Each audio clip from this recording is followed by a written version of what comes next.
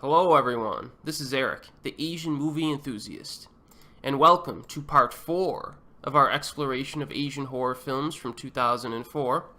We've already covered some good stuff in our previous videos related to this year, and we have some more good stuff to get to tonight, including some all-time classics in my opinion. And remember, titles for all of the movies I discuss will be listed in the description box below. And we begin with two films from the Philippines, and the first of which is Feng Shui. A woman finds a package left on a bus which contains an antique bakwa mirror. Following Chinese belief, she thinks that the mirror will drive away evil spirits and bring good luck to her husband and children. Most fortunately, things go as planned after she places the mirror in her home. Of course, this is a horror film, so bad stuff lies right around the corner. And our protagonist begins to worry when she finds out that the people who previously were in contact with this mirror have met their doom. So the man who left the mirror in the bus, who was born in the year of the rabbit, was run over by a rabbit liner bus. And then the bakery owner, who was born in the year of the rat, died from a disease that is frequently spread by rodents. So there might be a connection there. So this is one of those horror films that has a heart to it, I think, as it develops the main family's dynamics very well. This film concerns itself with like the characters and their development and their situation, and that's a good thing. Content overall is very engaging, like how the victims die in ways connected to the Chinese zodiac, and the acting is pretty top-notch here. I like the acting by almost everyone involved, really. So the acting is good, especially the lead actress is very good in this. There's also some good atmosphere and some moody lighting as well. It's just an all-around quality film that actually was the highest grossing movie in the Philippines in terms of box office during 2004, I believe. So yeah, this one is definitely a very popular film in its home country, and I think that's one of the reasons that you should probably check it out, especially if you're interested in Filipino horror or just Asian horror in general. This is one that should be on your radar. I really liked the horror elements as well. You know, I talked about the atmosphere, some of the lighting, but the horror works well and supplements the drama quite well. So I recommend this, Feng Shui. Now, unfortunately, I think that the availability on this one is, yes, it's difficult to find. Used to be widely available, but not so much anymore. Keep checking YouTube and maybe some other streaming sites. You might be able to check it out. But it's one to put on your list to research for and look for in the future. Now, the next Filipino film that we're covering here tonight, I think I might actually like a little bit more, and that is The Echo, also known as Siga, or Sigaw. So after moving into an apartment, the new tenant is terrorized by a cruel police officer who lives on the same floor and physically abuses his wife and daughter. So our protagonist is more or less happy with this new home, but the repeated screaming and beatings that take place right down the hall do not sit well with him, and I don't think that would sit well with anyone. Now, unfortunately, this cop is a very intimidating fellow, and reporting it to the police could result in some unwelcome consequences. So this is a very focused movie, with little in terms of surprises. So, you know, there's not a lot of crazy plot twists in this one. It moves quite linearly, but it works here. The spiritual components are executed in an even-keeled, deliberate manner in order to properly emphasize the primary conflict. So kind of like how Feng Shui focused on the family unit, The Echo focuses on the primary conflict for the most part. It doesn't get off into too many tangents, and that's good. Now, in doing so, this movie is successfully engaging throughout and provides an ending that is fairly reserved yet appropriate. The actual building itself where this film takes place is partially dilapidated and run down, with a dark, gloomy set of hallways that the characters walk through, and a very claustrophobic feel. This is one of those films that gave me a bit of claustrophobia while watching it, which is nice, or I should say effective. Always a nice touch with that. And the scoring is also good here. So, similar to Feng Shui, it's just an all-around solid film.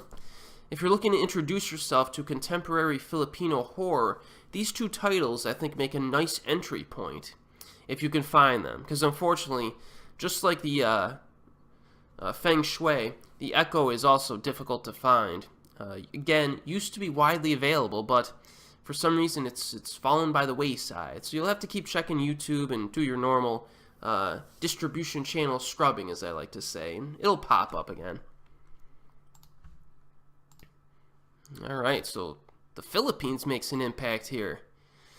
But the next film is one that I've seen quite a few times. I rewatched it quite a bit, so there must be something good about it. And we move back to South Korea with this one, and that is The Doll Master.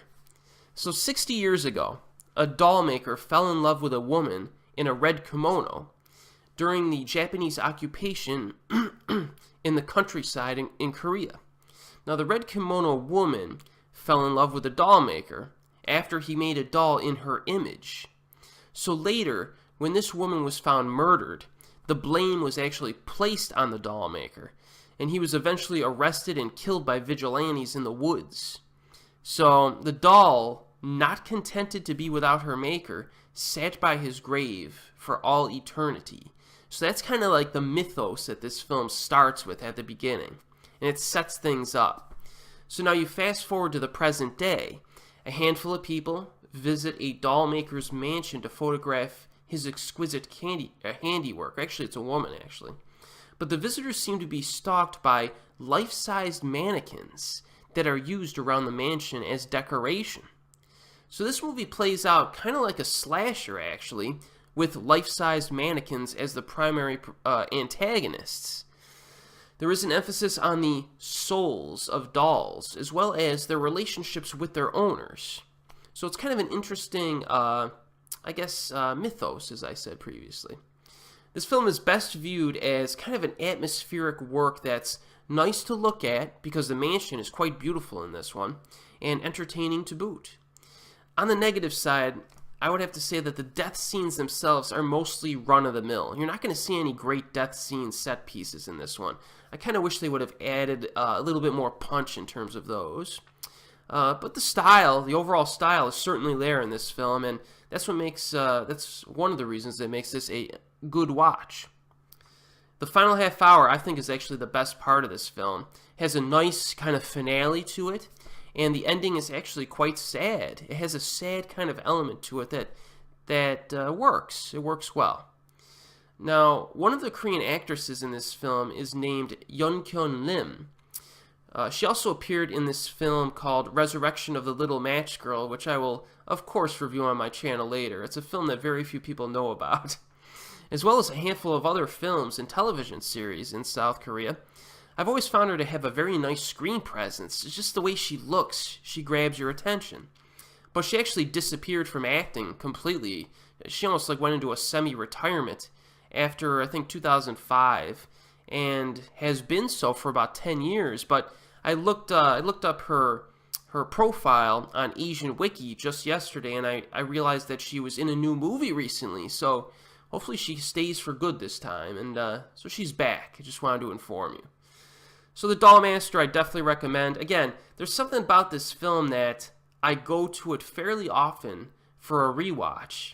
Usually in October, it's one of the first horror films I usually put into that DVD player. And, that says something. So check this one out. Now, The Doll Master is widely available on DVD. The next film here, although The Doll Master is fairly well known, the next one is quite popular. And we stay in South Korea for this one. And that is Our Point, also known as Ghosts of War. Set in 1972, a South Korean base located in Vietnam receives a radio transmission from a missing platoon that was presumed dead. Now, the High Command assigns a lieutenant to lead a squad of 8 other soldiers to extract the missing soldiers from the R point, so to speak. Now, when they arrive at the location, they find a tombstone saying that 100 years previously, local Vietnamese were killed by the Chinese who disposed of them in a nearby lake. So they set up their base in a big empty mansion nearby but they soon experience strange occurrences. So the greatest asset of this movie, I think, is the atmosphere and the music that operate to the backdrop of a decrepit old mansion. I think this isn't like the mansion in Dollmaster. The mansion in Dollmaster was very, very expensive looking and very neat and beautiful. The setup in our point, this place is in shambles. So, it gives you a nice juxtaposition between those two films. This one's in shambles, and that sets its own mood, of course. Now, the acting is pretty good overall. I like the performances, with the exception, of course, and you know where I'm going with this if you've seen this one. This one American soldier, played, of course, by a Caucasian actor, who, in his, 5-minute cameo, offers one of the worst performances in the history of South Korean cinema. This guy is just terrible. I think I probably could have logged in a better performance than this guy. That's how bad he is. Now, the premise of this film concerns itself with psychological disorientation above all else, which results in much confusion and memory lapses amongst the soldiers. So you get a very kind of psychological bent to this one, which is nice. And it is pretty creepy, too. There's some creepy scenes, which I won't spoil you with any details in case you haven't seen it. This film does get pretty creepy. It's good. Even though the movie actually takes place in Vietnam, most of it was actually filmed and shot in Cambodia. I just saw that when I was looking up some info on this. It was kind of interesting. I can't imagine that many South Korean films that were shot and filmed in Cambodia. So, yeah, our point's definitely one. We're getting to the point now where you almost kind of have to watch some of these. I just covered 2 Filipino films that were kind of big in their home countries. The Dollmaster is kind of its own thing that you kind of have to watch. Now, Our Point is definitely probably the most acclaimed out of all the films we covered so far. So, I don't know. I hate to say watch all of these, but attempt to do so if you can. And Our Point is available widely on DVD. Now, the next film here, we're going to hit up 2 anthologies in a row. And the first one we're going to cover here is called Prayer Beads, Japanese horror anthology. Very few people talk about this one, and I'm kind of surprised because this is good. This is a 2-volume, basically meaning 2 DVD set, consisting of 9 stories. Okay, 9 separate stories of horror films, lasting 30 minutes each. That's 4.5 hours of horror material here. It's a big time investment for sure, so hopefully this review will be helpful to those who are still deciding whether or not they want to watch it. But 4.5 hours is a good value if you could find this at a reasonable price. So let's go through these fairly briefly, shall we? Now, the first story is called Prayer Beads, the same name as the title of this anthology. It's about a mentally unstable woman who continues to lose her grip on reality after her husband has recently gone missing. Her neighbor friend, justifiably concerned over her condition, attempts to help her. That's nice. This is a pretty good segment, I think. It does use the Onryo ghost a few times, but the finale is lengthy, satisfying, and even a bit macabre. I liked it. It's pretty good. Next story here, number 2, is Vending Machine Woman. Kind of an interesting title. And it is about a couple who travel to a secluded woodland area for some relaxation, but come across a shady vending machine that provides, or actually I should say, the drinks that come from it provoke an insatiable desire for red meat and sex. Well, that could be convenient on a vacation like this, but as you might expect, this is a horror film, and there are some bad things that happen related to this. And this film has some black humor to it, which based on the premise you could probably expect. And the ending is nicely violent and creative. I liked the finale to this one. It's good. So the next one here, story number 3, is It's Me. And that's about a telephone scam gone bad. So a man basically calls old people on the phone and pretends to be someone they know. So he just, they answer the phone and he just says, "Hey, it's me." and he waits until they say a name or kind of jump to conclusions, then he just rolls with it, and he tries to trick these old people into giving him money. So this has a bit of dramatic nuance to it, because our protagonist is coerced to do this by the Yakuza. So this man goes to an old lady's house to pick up payment, but weird stuff starts to happen in this particular house. So he may have picked the wrong house to con. The horror elements here kind of take a backseat to the drama. Horror elements are not very strong in this one, but the drama does work, and it contributes, I think, an emotionally affecting ending for the most part. It works. Now, the lead actor here is Eita, who is a very popular actor nowadays in Japan. He's been in tons of stuff. I really like him. He's a good actor. So this is an early film with him if you're a fan of his. The fourth story is called Real. It's about a doctor who suffers from severe migraines and eventually tries out some alternative treatments on the black market. Afterwards, he sees strange parasites within living things. So this has an intriguing premise that justifies the use of a few cool special effects. The lead actor is Masaya Kato, who I really like. He's been in some stuff in the past. This is another good one here. And this anthology, if you haven't noticed yet, is mixing things up. You have that Onryo ghost in the first segment, but she hasn't popped up again. You got some variety here. The fifth story is Mushroom Hunting. It's an entertaining short about 3 college students who get lost in a forest and come across a witch who grows delicious mushrooms. And this has a nicely macabre finale. I guess, again, I use the term macabre here, with a cool method of growing mushrooms that is shown, which I really liked. Also, there's a nice little twist at the very end that's used, and it makes sense, and it works well. And by the way, I have to tell you this, because if you ever visit Japan during the autumn months, you have to check out some matsutake mushrooms. They are insane. They're kind of expensive, but if you're at a nice restaurant that got them, you gotta try them. Good stuff. This short film reminded me of those. So the sixth story here is called Eddie. And this one, listen to this one. Okay. A very funny horror comedy about a psychic child's relationship with an army of seals who visit a nearby riverbed.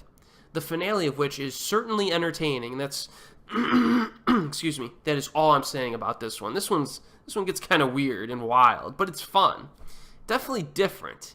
And since the lead protagonist is a little kid, that adds another nuance to this anthology. Now, the seventh story is called Echoes.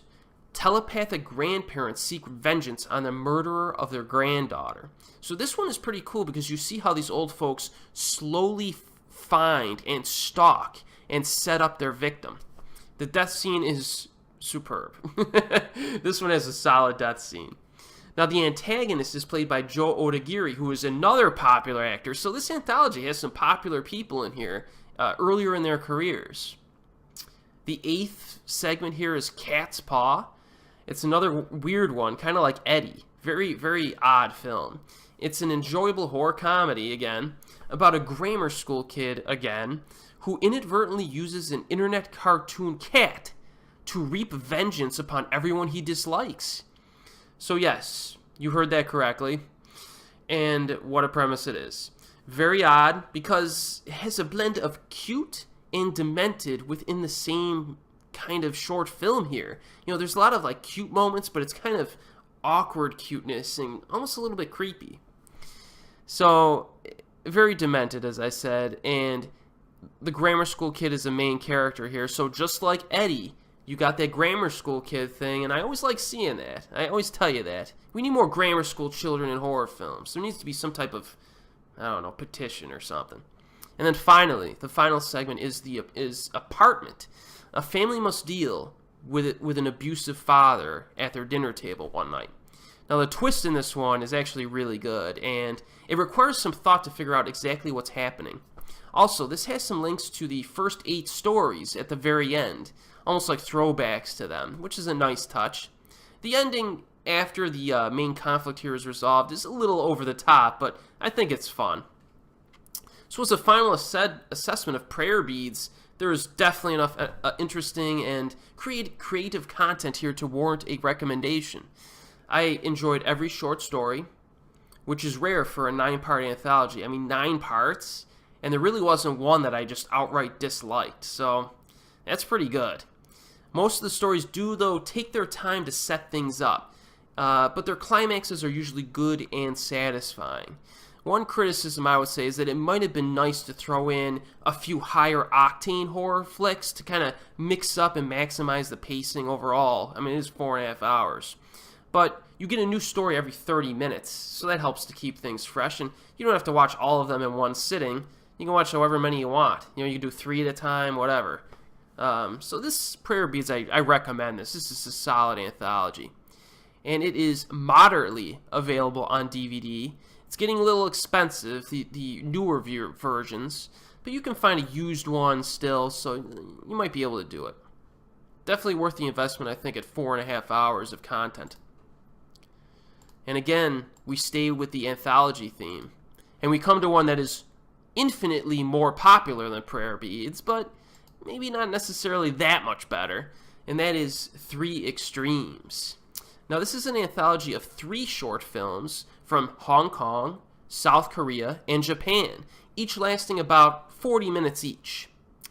Now, the Hong Kong entry, entitled Dumplings, directed by Fruit Chan, is about an aging actress who wishes to reclaim her youth and goes to a woman who makes dumplings that are supposedly have regenerative properties.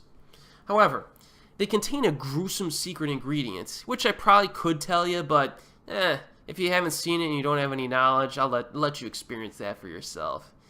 Now, this is a good film with a linear storyline, no confusing twists or crazy stuff going on. Miriam Young, who is a good actress, and Bai Ling are both good as the leads here. The macabre premise definitely gives it some bite, and pun intended. And the surgery sequences are quite intense. There's some surgery scenes here that are not easy to watch. They aren't. They're not necessarily gory per se, but just what they're implying is happening.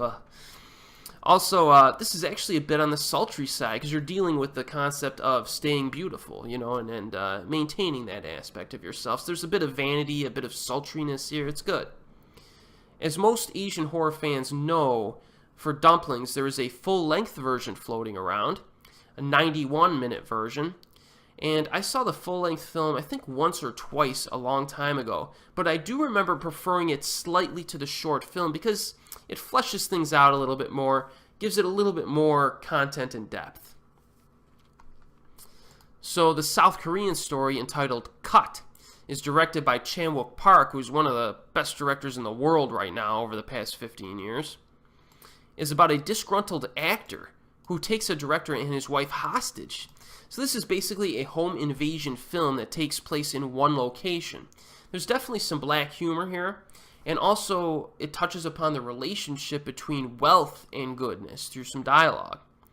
Casting here is strong. This has got a solid cast. You have Byung-hun Lee in the lead role. He's been in everything. You know, he's probably the most popular South Korean actor around right now, or one of the most. And Hee Jung Kang, the lead actress from Oldboy, is in this as the female lead. The bad guy is played by a man named Won-hee Lee, who is not an upper-tier actor in my opinion, but he's okay here. He usually does a lot of comedy stuff, and his performance here it infuses some of that black humor into it. So I guess he was properly cast when I think about it. Now, the dialogue kind of shifts between interesting and somewhat mediocre. The dialogue's kind of hit or miss, I think. The conclusion to the conflict is also a bit silly, I think. Again, a lot of black humor in this one. I thought maybe it could have concluded a little bit better.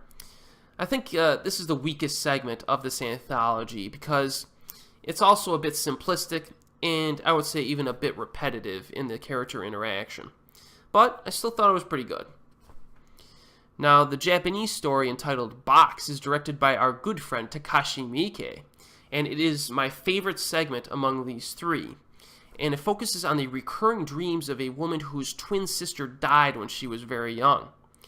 This is a very dreamy and surreal film with lots of snowy, icy environments to enjoy. I actually really like watching this one in the winter time. I save this one. I usually don't watch it during October, like during Halloween time. I'll wait until winter time and watch it.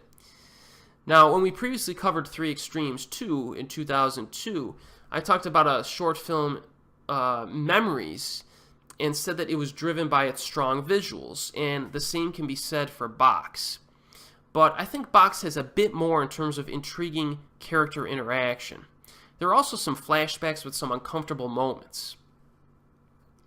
Now this film it's maybe a little bit confusing as to what's going on because it's going for a dreamy mood. It's a bit fragmented in its storytelling structure, but it kind of works because you're dealing with dreams. So this one I really liked. This is actually one of my favorite Takashi Miike films, to be honest. So all in all, I did enjoy this anthology quite a bit. The first time I saw it, though, I was not particularly fond of it, which is quite odd for some reason. I don't know if it was right when I was getting into Asian horror. Maybe I wasn't used to like these types of horror films, stuff like Box. But it definitely grew on me significantly after I gave it a second chance. It does have better production values than something like Prayer Beads, of course, because Prayer Beads was almost kind of like made for television, I think. But, so the cinematography in Three Extremes is much better than Prayer Beads. Just if that's something that is a determining factor for you when you're choosing to watch your anthologies. So DVD availability of Three Extremes, which you basically have to check out, because it is considered kind of a classic by quite a few people, is that it is widely available on DVD, and you may want to pick up the 2-disc box set because the 2-disc set has the full-length version of Dumplings on the second disc. Just give you a heads up on that one. Alright, so where are we at here?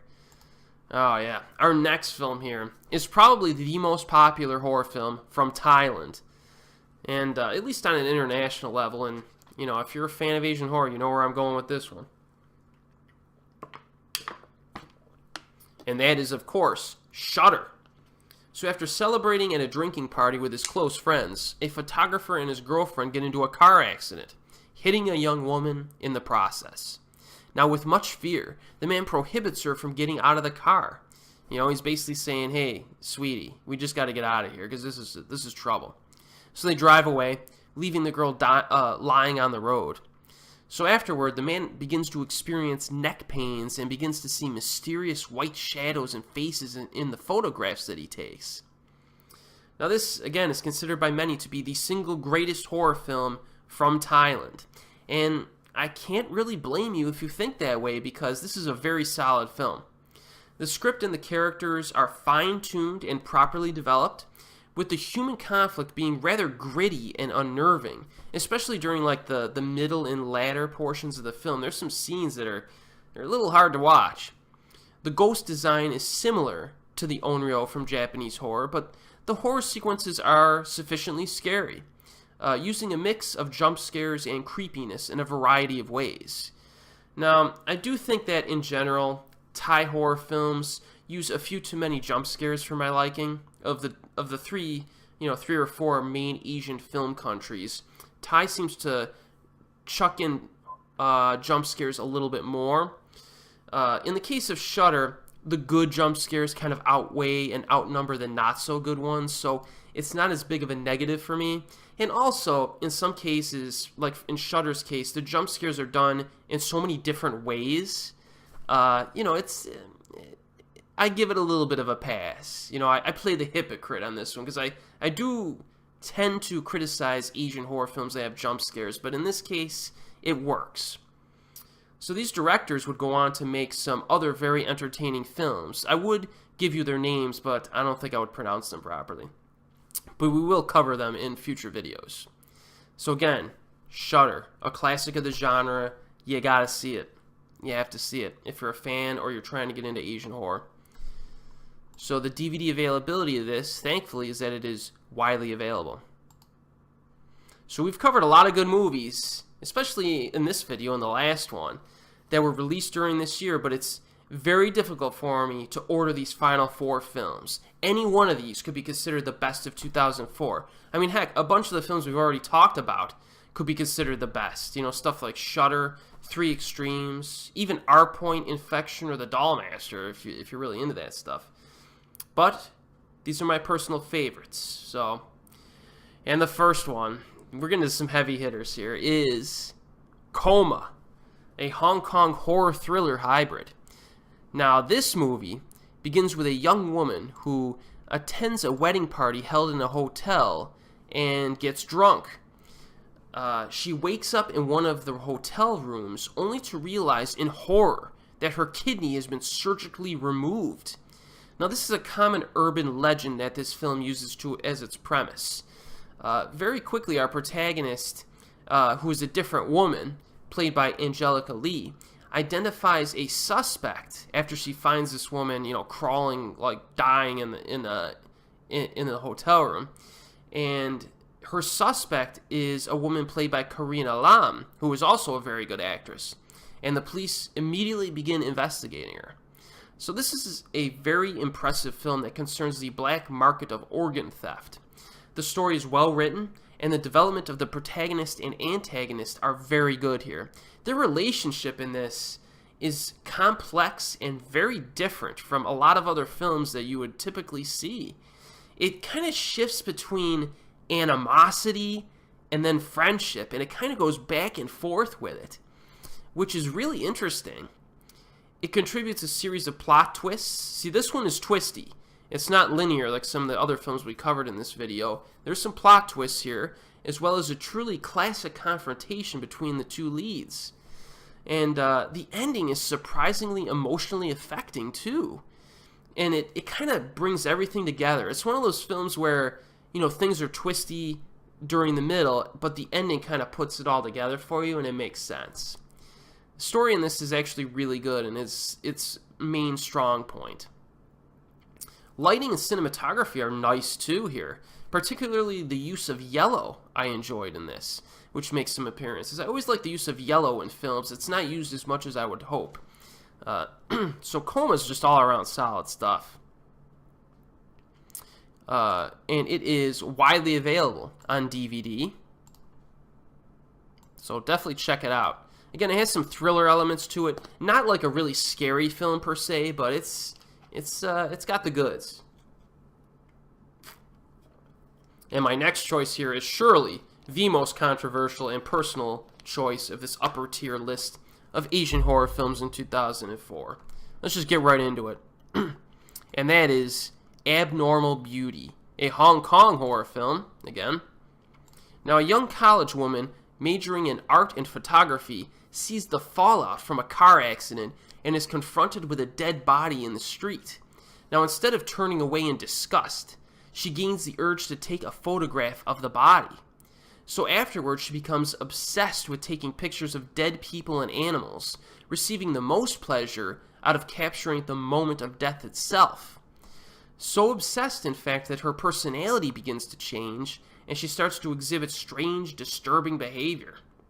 This film is directed by Oxide Pang, one half of the Pang brothers, and it is extremely stylish with its visuals.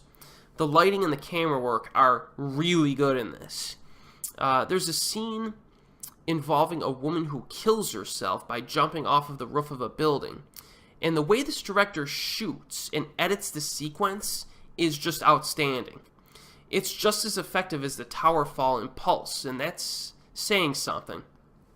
Although this scene is filmed completely differently. Excuse me. With a completely different strategy. I definitely think that Oxide does not get the credit he deserves in this regard. This guy, I think, has flashes of brilliance that most directors aren't even capable of doing. Like, he could be that good at times. Now, most ironically, the positioning of cameras within the film itself is used to portray the psychological condition of the characters. Now, this film has a lot more depth than people give it credit for, I think. So the characters who reside behind the camera, looking at others through their cameras are typically afflicted by detachment and fear of living. And it is very interesting to see the significance of having a camera turned against them in the film. And that's kind of the foundation for it. And as you might expect, the screenplay focuses heavily on the psychological condition of our protagonist, which, a lot of critics seem to forget during the final half hour, which takes kind of a sharp and unexpected turn into a completely different style of scare tactic that is quite disturbing. This movie takes chances, you know what I mean? It really does. And, the final 20 minutes, I think, really hit me like a ton of bricks. I didn't really see it coming. But I think it's really necessary, given the psychology of the main character. I think in the final 20 minutes, which a lot of people criticize, I don't know, man. I think it works, given all the themes of the film. Now, Abnormal Beauty, I think, is way better than its reputation suggests, and its online ratings would lead you to believe. And I do think that it is one of the most underrated and underappreciated Asian horror films in recent memory. I do think that this is better than The Eye, and I think it's better than Dark Water. I think it's a lot more interesting than those films in terms of themes. I think it's more stylish than those films, and it has some really interesting stuff in it. More unique and creative, for sure, I think, than those. And I put this film, where do I have this? Do I have this in the top 3 here? Yeah, I have it in the top 3. So, I think it's more than worthy of that position. So, I say check this one out, man. You may disagree with me on this, because I'm kind of in the minority on appreciating this film as much as I do, but gotta recommend it. And it is widely available, so feel free. Alright, we're at the top 2 films. Take your pick. These are both awesome. Take your pick. So, the first one here is called Spider Forest, a South Korean horror drama. Now, awaking alone in the middle of a dark forest, a man sees a secluded cabin nearby and wanders towards it. Upon entering the small home, he is shocked to discover a brutal, bloody crime scene that has taken place. A man and a woman were hacked repeatedly by a sickle. Now, this man sees this and he flees. He just wants to get out of there. But he gets hit by a car. And after this accident, he attempts to recollect his shattered psyche. So this is a very haunting film that is very well made, with solid acting and a very intelligent script that practically operates like a puzzle-solving film. So this is a very complex film. It's a very engaging storyline that kind of folds in on itself. You may not understand what that means if you haven't seen it, but some scenes will be negated later on. And I'm not going to get any more detail, but the way the story is told is kind of unique here. I don't see this very often. Very interesting style of storytelling that really makes this one go. It'll have you thinking about this film long after it finishes. Spider Forest has a lot of rewatchability value. I've seen this film 7 or 8 times. And actually, I would say that fans of David Lynch have to see this immediately if you're a fan of David Lynch. If you're not a fan of David Lynch, you need to see this immediately anyway, because I think it's better than anything Lynch has done, at least from what I've seen. I've seen most of his stuff. This movie out-Lynches Lynch. That's how good it is. Now, aesthetically, this is a very dreamy, ambiguous, hypnotic experience that also creates a disturbing atmosphere that is reliant more on human nature and human conflict than anything supernatural. One odd aspect that made me uncomfortable is the bloody bandage that this guy wears at times throughout the film, just because it looks so painful. It looks like it's just oh man, I don't even know how to describe it. It looks like it hurts. I almost get a headache just thinking about it.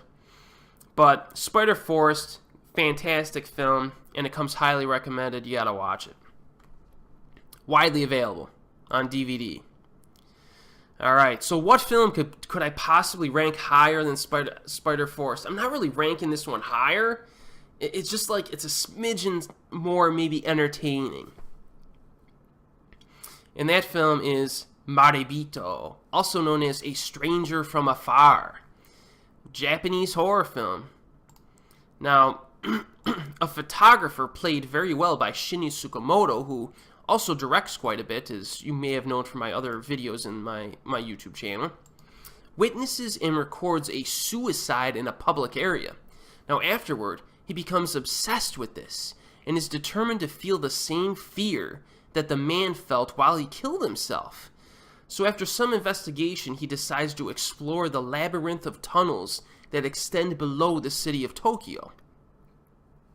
Now, when he does this, he finds and frees a beautiful woman who is chained to a rock face and brings her back to his home.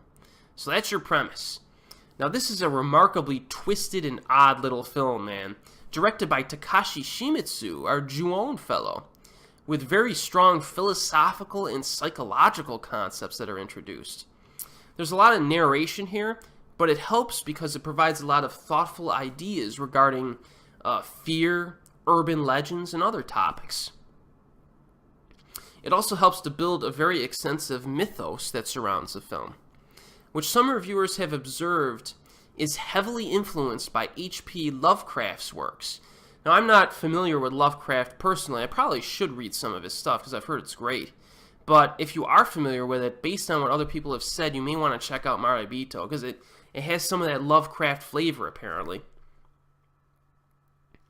Another really interesting thing about this film, above and beyond the themes, is the relationship of this man and this woman that he brings back to his apartment.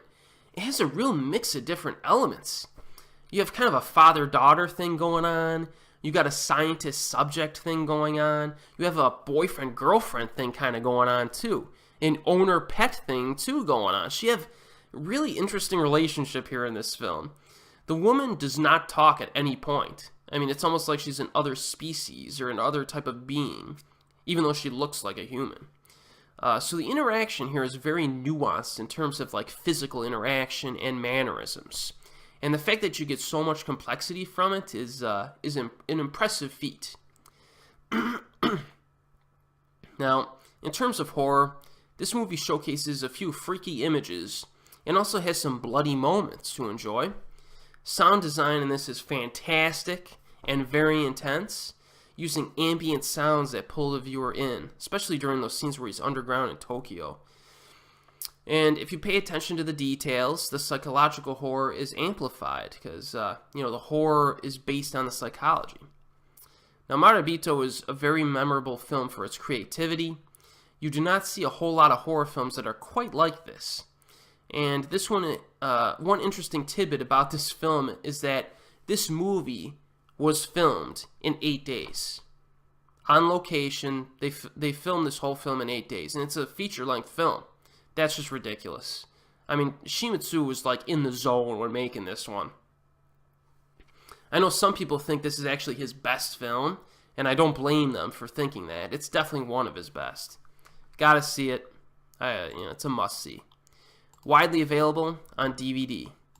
So that's 2004 in Asian horror for you. I really do think it has to be considered a great year for the industry. It really is. And you know what? 2005, it might actually be a little bit better. We'll have to see. I'll have to go through 2005 again and really see what's in there when I prepare my next set of videos. But prepare yourself. We got a lot of interesting stuff coming up. So as always, we'll see you next time.